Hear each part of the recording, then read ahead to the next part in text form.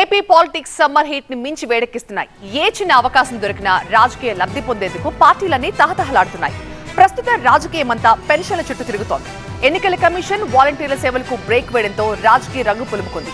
కూటమి పార్టీల కారణంగానే పెన్షన్లు ఆలస్యమవుతున్నాయని వైసీపీ, నిధులే లేనప్పుడు పెన్షన్ ఎలా వేస్తారని విపక్షాలు రివర్స్ అటాక్ చేస్తున్నాయి.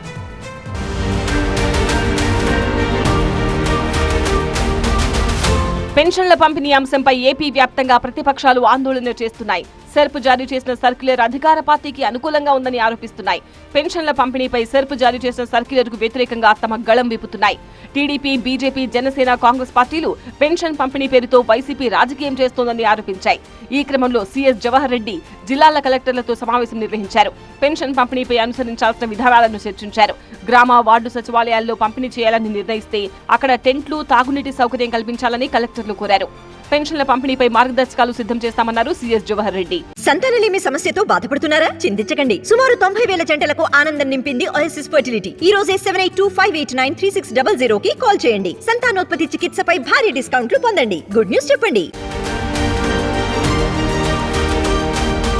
పెన్షన్ల పంపిణీ పూర్తిగా రాజకీయ రంగు పులుముకుంది. ఒకప్పుడు వాలంటీర్ల వ్యవస్థను విచ్ఛిన్నం చేయాలనుకున్న పార్టీలు ఇప్పుడు ప్రశంసిస్తూ మాట్లాడడం సిగ్గుచేటన్నారు మాజీ మంత్రి పేర్ని నాని. వాలంటీర్ల వ్యవస్థను తొలగిస్తామని చెప్పని ఇది ఒక మంచి వ్యవస్థ కాదని చంద్రబాబు నాయుడు, పవన్ కళ్యాణ్, భారతీయ జనతా పార్టీ 3 పార్టీలు కలిసి వాలంటీర్ వ్యవస్థ గురించి నోటికొచ్చినట్టు నిందల వేసి ఇవాళ ఏం మాట్లాడుతున్నారు? వాలంటీర్ వ్యవస్థ చాలా మంచిది, కొనసాగిస్తాం, పెన్షన్లు ఇంటికి ఇవ్వండి. మన దిక్కుమాలిన బతుకులకి ఏ రోజన్నా అసలు ఒక పేదవాడికి ఇంటికి ప్రభుత్వ సౌకర్యాన్ని, ప్రభుత్వ పథకాలని ఇంటికి వెళ్ళి అందించాలనేటువంటి ఆలోచన ఏనాడన్నా మనకు కలిగిందా? పెన్షన్లు ఒక్క రోజులో ఇవ్వకుంటే ఎందుకు ఈ ప్రభుత్వం అని ప్రశ్నించారు జనసేన నేత బొలిశెట్టి సత్యనారాయణ.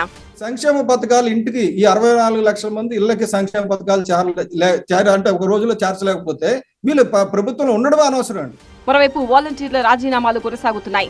ఇప్పటిదాకా 600 మందికి పైగా పదవులను వదిలేశారు. మచిలీపట్నంలో వాలంటీర్ల రాజీనామాలన్నింటినీ పరిశీలిస్తున్నామని, ఆ తర్వాత చర్యలు తీసుకుంటామన్నారు నగరపాలక సంస్థ కమిషనర్ బాపిరాజు. వార్డు వాలంటీర్లు పెద్ద ఎత్తున రాజీనామా చేయడానికి వచ్చి ఆ రాజీనామా పత్రాలు నాకు ఇవ్వడం జరిగిందండి. అవన్నీ కూడా పరిశీలనలోకి తీసుకుంటున్నాం. మొత్తం 823 మంది వార్డు వాలంటీర్లు, అందులో సుమారు 10 నుంచి 15 మంది వరకు ఖాళీలు ఉన్నాయి, వేకెన్సీలు. సుమారుగా 800+ వార్డు వాలంటీర్లు ఉన్నారు. అందులో పెద్ద ఎత్తున రాజీనామాలు ఇస్తున్నారు. వాలంటీర్లను ఈసీ తప్పించిన కారణంగానే పెన్షన్ల పంపిణీ ఆలస్యమవుతోందని, టీడీపీ, జనసేన వల్లే ఇలాంటి పరిస్థితి వచ్చిందని వైసీపీ ఆరోపిస్తోంది. ఎన్నికల్లో వాళ్లకు బుద్ధి చెప్పాలంటోంది. అయితే వాలంటీర్లను సొంత ప్రయోజనాలకు వాడుకోవడం వల్లే ఈసీ వేటు వేసిందని విపక్షాలు ఎదురుదాడికి దిగుతున్నాయి. ఫైనల్ గా పెన్షన్ల ఎపిసోడ్ ను ఎవరికి వారే తమకు అనుకూలంగా మార్చుకునేందుకు ప్రయత్నిస్తున్నారు.